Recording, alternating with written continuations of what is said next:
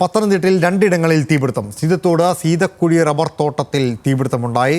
ഏനാത്ത് ജംഗ്ഷനിൽ സ്റ്റുഡിയോയിലും തീപിടിച്ചു. വിവരങ്ങളുമായി ശ്രീരാജ് ബാബുവാണ് ചേരുന്നത്. ശ്രീരാജ്, ഇതെപ്പോഴായിരുന്നു സംഭവം? തീ നിയന്ത്രണ വിധേയമാണോ രണ്ടിടത്തും? ഡിജിറ്റൽ സ്റ്റുഡിയോയിലുണ്ടായ തീപിടുത്തം പൂർണ്ണമായും അണയ്ക്കാൻ സാധിച്ചിട്ടുണ്ട്. എന്നാൽ ഈ സീതക്കുഴിയിലുണ്ടായ തീപിടുത്തം ഫയർഫോഴ്സ് തീ അണയ്ക്കാനുള്ള ശ്രമം തുടരുകയാണ്. രണ്ടിടങ്ങളിലും വൈകിട്ട് മുതലാണ് തീപിടുത്തം ഉണ്ടായി തുടങ്ങിയത്. സീതക്കുഴിയിൽ റബ്ബർ തോട്ടത്തിലാണ് ആദ്യം തീപിടുത്തം ഉണ്ടായത്. തുടർന്ന് ഇത് മറ്റു ഭാഗങ്ങളിലേക്ക് പടരുകയായിരുന്നു.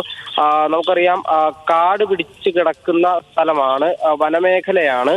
അതുകൊണ്ട് തന്നെ തീ പടരാനുള്ള സാധ്യത വളരെ കൂടുതലായിരുന്നു. ആ ഭാഗത്തേക്ക് എന്നാൽ നാട്ടുകാർ വിവരമറിയിച്ചതിനെ തുടർന്ന് വളരെ വേഗം ഫയർഫോഴ്സ് എത്തിയത് കൊണ്ട് തന്നെ വലിയ ഗുരുതരമായ തീപിടുത്തത്തിലേക്ക് കടക്കാതെ തീ കഴിഞ്ഞിട്ടുണ്ട്. അണയ്ക്കാനുള്ള ശ്രമങ്ങൾ പുരോഗമിക്കുകയാണ്. നേരെ ഏനാത്ത് തീപിടുത്തത്തിലേക്ക് വരികയാണെങ്കിൽ അവിടെ ഷോർട്ട് സർക്യൂട്ടാണ് തീപിടുത്തത്തിന് കാരണമായതെന്ന പ്രാഥമിക നിഗമനമാണ് ഫയർഫോഴ്സിനുള്ളത്.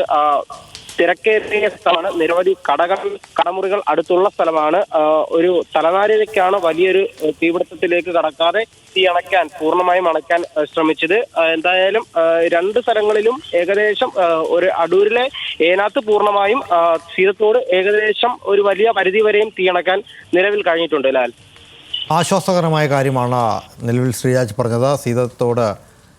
സീതക്കുഴി ഭാഗത്തെ തീ പൂർണ്ണമായും അണച്ചിട്ടില്ല എങ്കിൽ പോലും നിയന്ത്രണ വിധേയമാണ് എന്നിരിക്കെ ഏനാത്തിലെ തീ പൂർണ്ണമായും അണയ്ക്കാൻ സാധിച്ചിട്ടുണ്ട് എന്നൊരു ആശ്വാസകരമായ കാര്യം കൂടി ശ്രീരാജ് പറഞ്ഞു വയ്ക്കുന്നു.